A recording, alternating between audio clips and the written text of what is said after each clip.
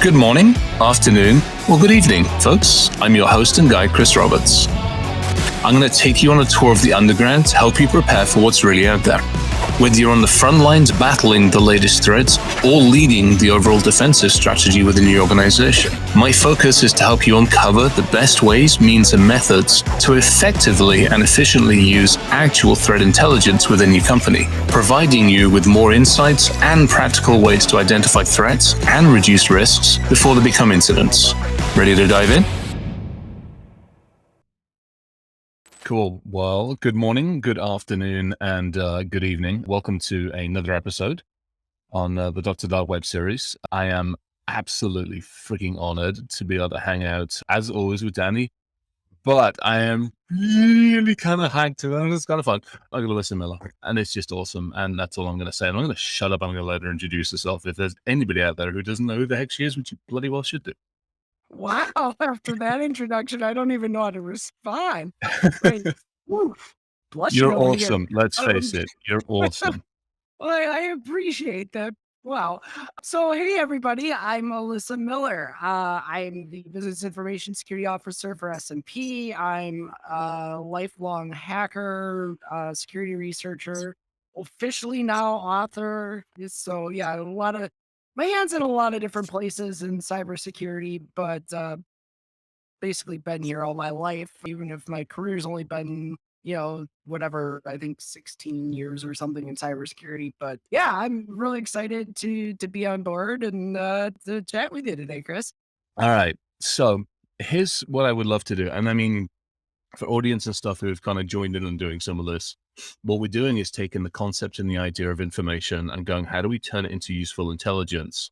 I get to ask some fun questions. And quite honestly, I mean, you've got so much experience in this industry at the leadership roles, at just eloquently talking and conversing with so many different companies and people. I kind of want to know how you've used intelligence, what it means to you when you hear that information intelligence word, if you don't mind.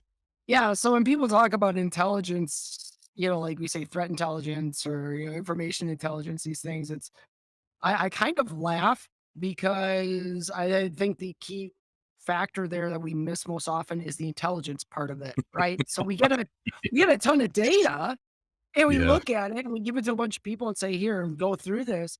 But the intelligence comes in and how do we apply that to the whole point of the show?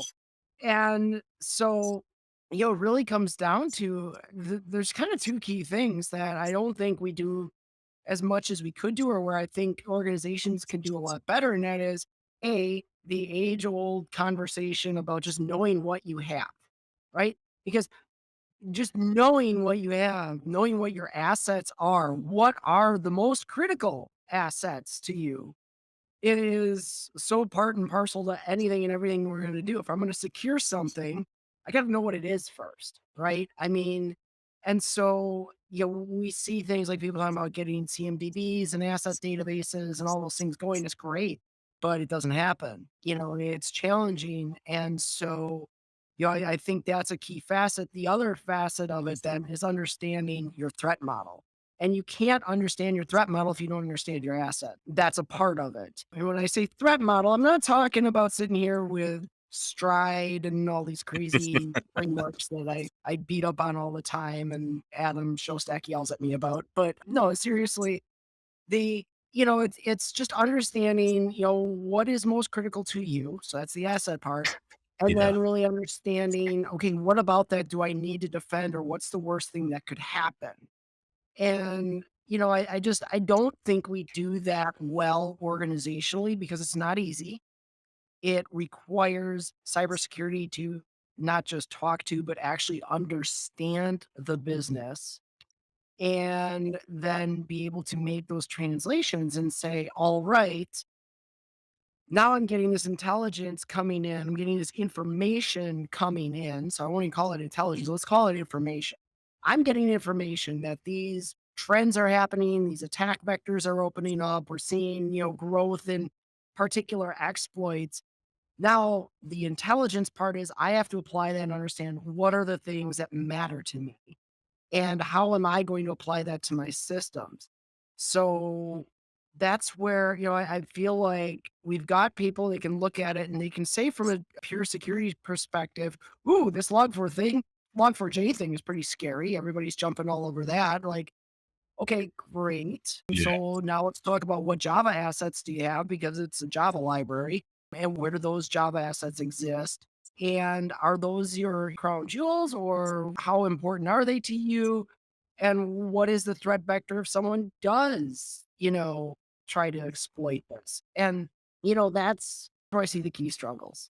Yeah, you kind of hit. I mean, to me, it drives that basic stuff that's your exact point that we haven't touched in so many flipping years. I mean, it's no different coming from the military side of things as well. It's like, okay, so you're going to go rushing into that room, guns blazing, not knowing what's facing you. That doesn't work out very well. Butch Cassidy, Sundance Kid didn't work out well for them. Hasn't worked out well for anybody since. So how about we actually take a look inside the room before we go charging in and understand what's in there? Great. What assets do you have? The asset one is a fun one. We typically, if we're doing tabletops and stuff, and it's a bit drastic because welcome to me, we'll sit down with the company and go, how can I kill you? How can I kill you and your organization inside 24 hours? And what will the effect be? And it's really interesting because you've got everybody from the manufacturing team. If again, to your point, it's not just an IT and an infosec conversation. You got all the Yeah. facets of the business, legal, compliance, finance, and everybody. You're like, look, and the finance one goes, well, if the markets do this, then all hell breaks loose and we're out of business. And manufacturing folks go, well, handful of sand in the tools and we're screwed. And you get all these different answers. And then all of a sudden, everybody suddenly realizes that we each have vulnerabilities. Great. How do we assess them? Now, how do we figure out where the tools you're probably in the same boat. I don't know how many times when we've gone in to do an assessment, somebody's gone, oh, I didn't realize we had that. And you're like, Oh, you all know, the time. And I yeah, mean, I think to some degree we have to accept that, right? Like, I don't think we're yeah, ever going to get to the point where any organization has a perfect asset database or a perfect CMDB or any of that. I mean, I know that, but some of it is even just understanding what the gaps are, right? Okay, yeah, so I know that, hey, we've got this CMDB. If I'm in a cloud environment, it's got all my EC2s, it's got all my yeah, containers, but oh yeah, when it comes to Lambda functions, we really don't know what's there. Okay, right. good. That's actually a good thing because now you know that that's your blind spot and you can now start to look at other ways to solution that. Because otherwise, what do we do? I mean, to go back to the rushing into a room, how often do we as cybersecurity people say, hey, we need to build this bomb shelter, and the guy behind the door has a pistol. Like, Freaking okay, potato what the gun. heck did Yeah, we just exactly. do? Yeah, Like we built too this often. huge thing and it becomes so unsustainable. So just understanding what the blind spots are and then being able to have that more, you know, I guess scalable, we'll call it, approach and make sure that the actions that we're recommending fit Yeah, to the criticality like you're talking about. Oh my gosh, we have this thing over here we didn't know about. Okay. How was it? If you didn't know about it, how important was it to you? yeah. And So it's, maybe availability of it doesn't matter, but maybe it's an attack factor. yeah, oh, totally. And that was, we used to counsel a lot of organizations because, unfortunately, a lot of organizations haven't had that leadership visibility or haven't been sitting on the board of directors stuff in cybersecurity. Leadership and board go off and buy all this new tech they're using personally, becomes a huge attack vector. Senior leadership doesn't want to change passwords, don't want to get on board with a program that everybody else has to. Great, let him have at it, but do me a favor, put a safety net around them. Because when it fails, when something happens, and we know it's going to, because here's the information that we turn into intelligence to say they're attack vectors, shit's going to happen. When it happens, at least have a safety net so they don't take everybody else down at the same time. We tend to, I mean, you said it, we can't do everything to everybody. We don't always know everything, but the best we can do is at least go, hey, how can we better prepare ourselves? You know, it's one of those things, and I think it starts from the boardroom, right? Like you're talking, Yeah, and you mentioned that we get in there, and how do we get the support we need? How do we even communicate what support we need? And that's where I think it got to start there from a leadership perspective, right? Right? You want the groundswell. We want those grassroots efforts of people wanting to do the right things, but by the same token, we've got to do better up at the boardroom level. And that yeah, starts with the conversation you were talking about, where you get we got all the different businesses in the room and you're talking about what you're actually talking about there when you ask that question, what could I do that would kill you or kill your organization? You're not asking about cybersecurity anymore. No. You're asking about business risk. And Yep. this is a thing that I can't stress enough. I hate walking into conversations with security leaders where they're like, yeah, well, the CISO is the most important person, or cybersecurity is the most important aspect of our business right now. No, it's not. No. Nowhere, anywhere is cybersecurity the most important part of any business unless that is your business, right? I mean, if Right. you're a consulting firm or something, sure. If you're making products, okay, maybe. But at the end of the day, you're selling something. I can go into business. We see it with startups all the time. I can run a business and be very successful without having a CISO, without having a cybersecurity team, without doing any of the cybersecurity things. So what we have to understand is that cybersecurity as a risk management function, if that's even the way that we look at it, which I've got lots of opinions on that too, but let's go with that for a moment. We're a subset of risk, right? Yeah. So you've got all the risk that the CEO is thinking about, which is, what is the market doing? Where are we positioned financially? All of these different risks. One of them is IT risk. Yeah. And then they stick, cybersecurity underneath IT risk as this subset of IT risk. Now, I don't think it belongs there, but that's where it ends up. Yeah. And, but either way, we have to understand that we are not the big picture. We are a very small component of the big picture. And we're there to do a specific thing to defend that big picture. So if we don't understand the big picture, we're not Yeah. We're going to be never gonna. able. Yeah. I think that's, to me, that's honestly where some of the intelligence stuff comes in. Back to the thing, you want to talk about finance. Well, what do we know as to what's going on in the markets? What geopolitical influences are happening, et cetera, et cetera. Supply chain to me is another one of those critical components. If I can go to the business and say, hey, this is what you see with your supply chain. However, from a cybersecurity standpoint, let me bring you some intelligence. Here's what's happening with shipping. Here's where they're being targeted. Here's where all this is going on. It's likely to influence the supply chain. We almost become an enabler for the entirety of the rest of the business. Again, it's not a cybersecurity. Hey, we're coming in, we got security, got log 4 freaking J. No, actually, you know what? The container company that's down the road here, you're buying where you crap from, you're putting stuff in. Yeah, their supply's running low because the steel mills have problems, blah, blah, blah, blah, blah. That's intelligence that we can hand over in the business and go, brilliant. Thank you. And I think we miss so much of that. Oh, absolutely. And we missed the next step, which is how do I translate that, right? So, Yeah. yes, I know that, okay, we've got this vendor and they've got Log4j and their container images that they're giving us and they're not fixing it. Well, okay, what does that actually mean? What are Hmm. we doing? So if I'm talking to the executive committee or I'm talking to the board, they don't care about what I'm doing. They care about why I'm doing it. Right. So if I walk in there and I say, "Oh, well, we're firing up this WAF and we're gonna add this additional network segmentation," they don't give a shit. They don't care. Like that means nothing to them. Tell them, "Hey, these are the things I'm doing." Great, because you have to have some way to describe it. But Yeah. this is why I'm doing it because it's going to make sure that this really highly regulated application over here stays and meets our availability standards and protects all of that, whatever that sensitive data is that we're being regulated about, whatever it is. That's what they care about. Right? Yeah. So if you can't make that translation, you're not applying the intelligence part to all that information you have. You have great information, but it doesn't mean anything if you can't make that jump from, all right, this is what's important to the CEO, to the CFO, to the COO. This is what they need to hear about. This is what the board wants to know about because this is what regulators or shareholders are asking them to know about. Connect to that. And Yeah. that's how you start to create intelligence in your threat intelligence program.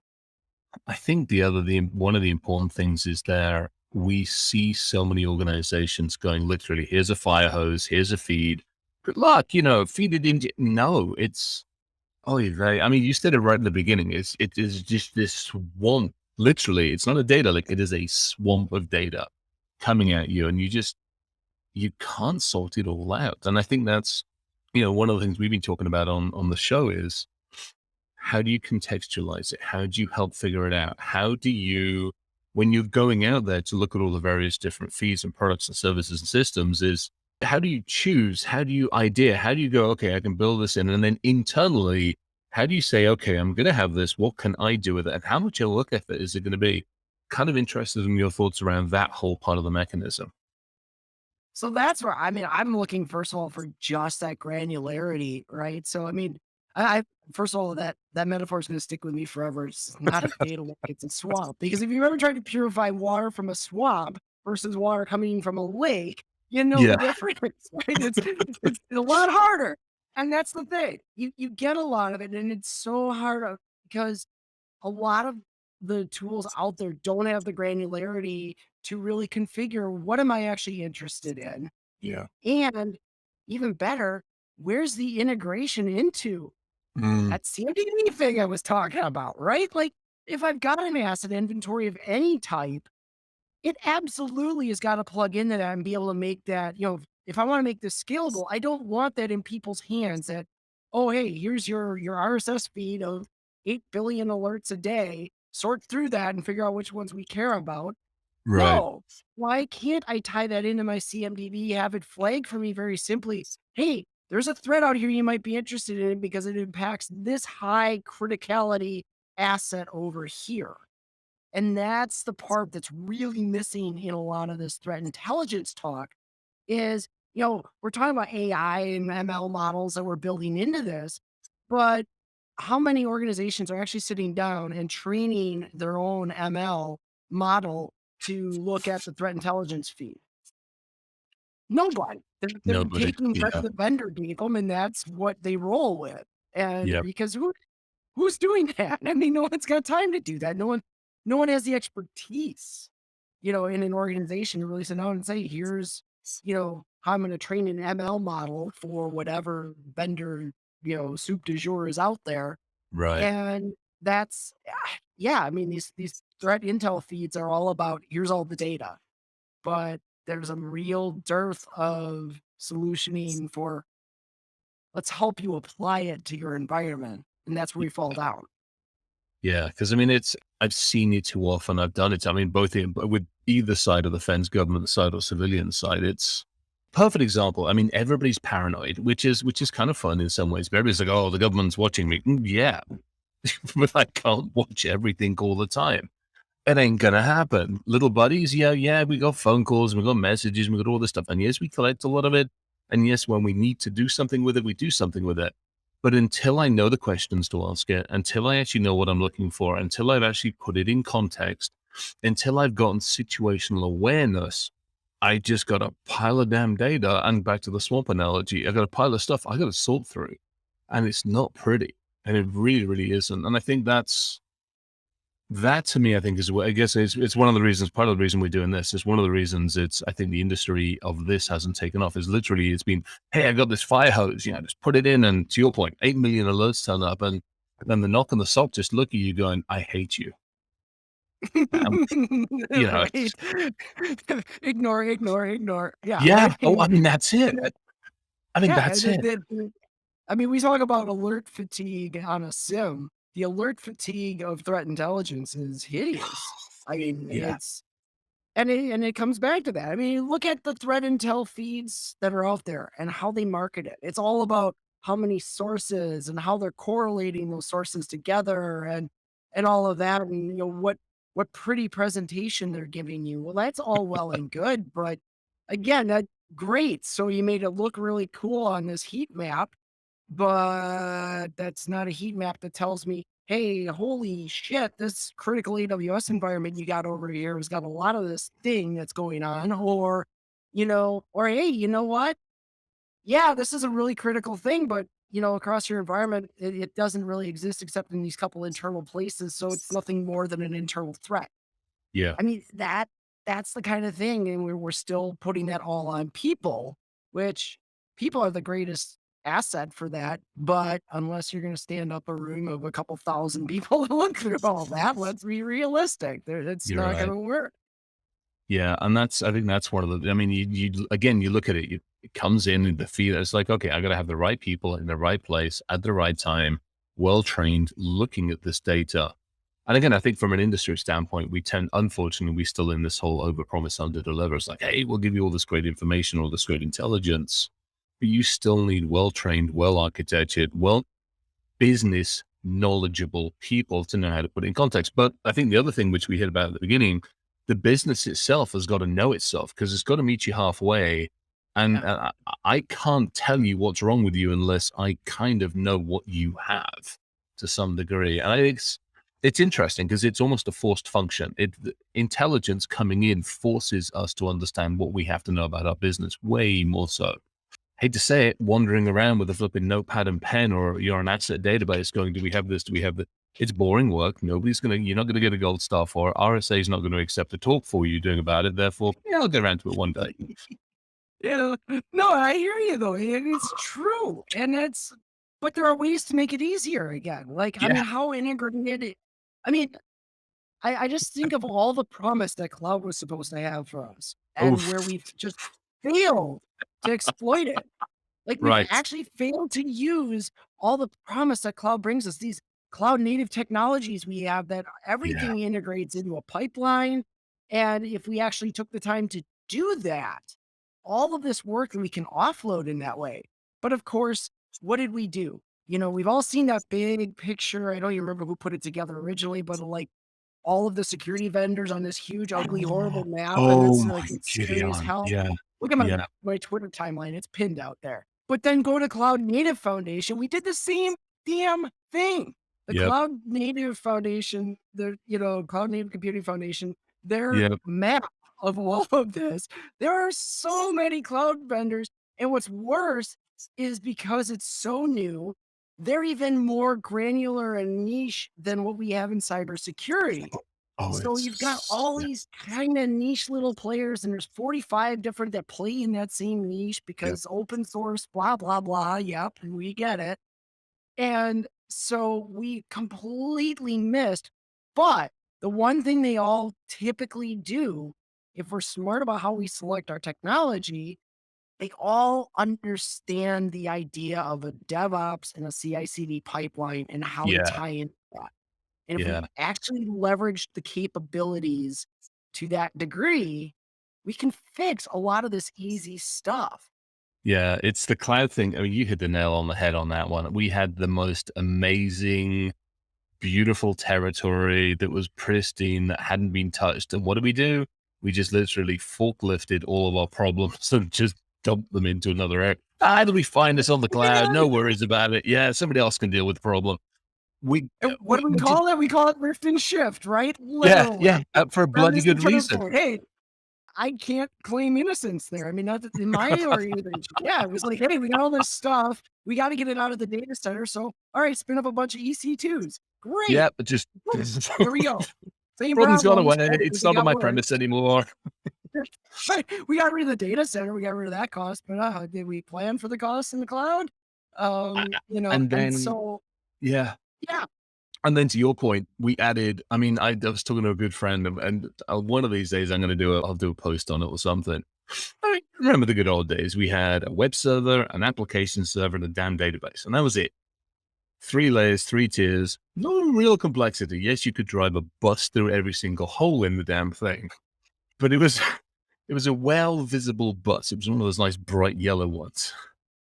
This day and age, I mean, there's so many. You got the virtualization, the Kubernetics, and the this and the this and the ASP. It's nuts. 30, 40, 50 different slices and dices. Each one you have to be an expert in. Each one you got to have knowledge in. You got to know the vendor or the vendor supplier, the vendor's this. And each one of them, your data's flowing through and you have no clue what's going on. Let me get into the whole, I mean, this is another one for the intelligence information thing. We've run into it a bunch. Log4j being another example, which was, oh, well, I'm just using that module. I didn't realize there was a problem with it. I've been using it because somebody else used it and somebody else used it. Oh, you mean it's not supported? Oh, just the complexity of it, right? I yes. Yeah. can't count since I got into this environment that I'm in now, where I am 100% cloud, by the way, Right. and it's like the number of times my engineers come to me with a new vendor that I have never heard of before, and Yeah. my first question is, like, "It does what now?" Yeah. Because it's all new, like, they come with these new vendors all the time, and they act like everybody knows what they are, and I think in the engineering circles, they do. But, Right. security is like, this stuff's popping up so fast, like, how do we keep up? And the fact of the matter is we can't. So how do we look at, structuring our architectures to be resilient, and that age old thing that well, it's not if you've been breached, but when. Great messaging, by the way, to say basically, yeah, we're useless at our jobs, so just give up. But tell me we're not. Tell me, I mean, that's a whole conversation. We're going to have that one Yeah, because I'm fed up of us going, hey, we can protect you. Uh-uh. Shit ain't going to happen. The best I can do is help you understand and reduce your risks. exactly. And that's just the thing. Oh my God. So to that point, then this is where the resilience conversation comes in Hmm. again. Can't Totally. focus on so I was on this call, and I'm sorry because I'm sure the people out there, if they Uh-uh. hear No, this this and is they're good. on this Squirrel call, they're moments of gonna fun. This recognize we that have to do this. they're gonna know I'm totally talking about them. But I'm on this call with a number of CISOs, and a couple of them start talking about, their approach to risk and risk tolerance, and they're like, "Well, we're working toward a zero tolerance for risk, for cyber risk." I'm like, "What the hell is that? Oh That my doesn't gosh. exist." Like, you're never gonna get there, and all you're doing is you're setting that idea in the minds of your business leaders that there comes a point where we've hit the end game on this. There is no end game. I Yeah. I actually had a board member ask me that, like, when do we get to the end, or when does it, when do we stop having to spend money on cyber? And I looked them dead in the face and said, I'm gonna be a sarcastic jerk right now, but we get there when technology stops changing. Because Yeah. until then, we have no hope of it. So you have to be focused on how do we be resilient? How do we minimize, as my CTO loves to call it, the blast radius, right? If Yeah. if we get compromised, Hmm. how are we making sure it doesn't hit our critical assets? Things like that. Yeah. And understand, yes, the idea it's not if but when. Sure, that's right. But God, get better messaging than that. Say, yeah, it could happen. And when it does, this is how we're gonna react to it. And we're gonna shut it down fast. That's Oh, the thing we need to be talking about, not just giving them this hopeless picture of, "Oh my god, there's nothing we can do to stop it from, to stop us from getting breached." Because then why spend money on it? If I can't stop it anyway, why spend money on it? yeah. No, spend money on yourself. I've had a few of those conversations. They're like, "So you're telling me it's useless?" I'm like, "Yeah, pretty much." "Oh, well, what do we do?" I'm like, "Yeah." You know me well enough to know. I mean, that is what, like, yeah, your ass is gonna get handed to you at some point. I'll bring the silver platter, and then we'll figure out what we do about it. I mean, but yeah, Yeah. I'm not nice. Let's be honest. I'm just not nice. I'm blunt, Right. sarcastic curmudgeon. It's as simple as that. Believe me, I'm right there with you. I'm finding out more and more I have a reputation in my organization as the woman who will just tell it how it is. And I'm okay with that. We Like, need I that. don't wanna be a jerk about it, but I mean, that's another thing we need to do in cybersecurity is just, quite honestly, be honest. Yeah. Stop trying to Whoa. paint rosy pictures where they don't exist, but also paint a good picture when it does exist. Stop with the Yeah. FUD, and I'm gonna scare them. Don't let a good crisis go to waste. So I'm gonna talk about all the horrible things we learned from this crisis and forget about the fact that, oh my gosh, we did all this stuff really well so that we didn't get breached when this big zero-day thing came out. That actually brings up a huge point. Thinking about that, I remember the days. I mean, I remember the days as well when we used to talk about how many hits we took on the firewall. Oh yes, we stopped millions of hits in millions of hits this month. That was down millions a second. When we used to do that, and it was our way of like Yes. defending the situation. I think that's where the intelligence comes in because your ass is always going to be a target, no two ways about it. But then you Yeah. get to have the risk conversation. Then you get to go, hey, how do we help reduce that? How do we do that? How do we take some training? And people don't put themselves out there so much in the engineering department. How do we take some training? And hey, by the way, we can do some really cool stuff with DevOps and DevSecOps. How do we help educate? And there's so much of this that we can do that I think we've missed because we're still in that mindset. Exactly to your point, like, hey, we stopped all of this stuff at the firewall today. Oh, yeah, I still and it's not just security either, right? So I actually got this question from one of my board members was, okay, how do we, how can we quantify how much we're protecting ourselves from? And I'm like, Ooh, yeah, it's not really a good way to do that. So let's talk about what we can measure. And because I mean, could I measure it? Sure. Could I go back to the firewalls and pull all of the access logs and everything else and say, wow, look at all these things we defended ourselves against? Sure. But you're talking about numbers that are probably, well beyond trillions, right? I Oh mean, this yeah, it is would scare the so snot out of people. well, not only that, but it's not even meaningful. What are you going to do with Right, that exactly. information? Oh, Yeah, good, we protected ourselves from these trillions and trillions and trillions. But oh, by the way, that one got through and it landed ransomware on this box. yeah, You were still screwed. So let's talk about the things that matter. Where are we in terms of how segregated are our networks? How is our deployment of MFA doing? And what does that mean for us, right? That again, why is MFA important? Well, because yeah, gee, if they land, malware on a system somewhere, at least its spread is contained, things like that. And so we don't do that part. And that's right. that's where I even with that particular board member, which I applaud her for asking that question because I mean that's awesome. I'm glad that they're thinking about cybersecurity to that degree. And it's like, all right, so let's talk about what we can actually measure here that's going to be meaningful back to you. Because if I just spew those numbers at you that you just asked for, they're not going to mean anything to you anyway. So let me explain why that's not actually what you want me to give you. And let me explain what I can give you and why it's going to be more meaningful to you and then Yeah, do that thing. I think that's another thing I like. I like the idea of good intelligence helps you do the education part. I mean, it's really nice. Getting back to your point earlier, you were talking about never let a good disaster go to waste. We have these things on a weekly, monthly basis. I mean, pick your vendor, pick your application. We have them. And it's nice sometimes to be able to walk into an organization that's watching the news feeds and go, hey, we're in okay shape. Here's why. Here's what we see. Here's why we see it. Here's why, yeah, we were going to watch it. However, here's what we've done to mitigate it. Here's what we know is unsaid. Here's where we know where it's on the assets. And it's just makes life so much easier. Yeah, I mean, stop me if you've heard this one before. So that SolarWinds thing, is that secure now?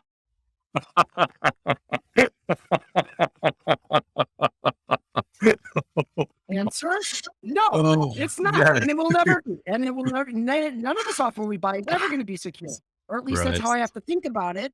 Yep. Hey, I gotta be careful because now people are gonna start saying zero trust, and I don't want to go down that road. Yeah, that's Um, another one of our always like, that's another one. I'm sorry, throwing grenades every single direction where that blasted thing comes up. I had to throw that little bit of, of shit with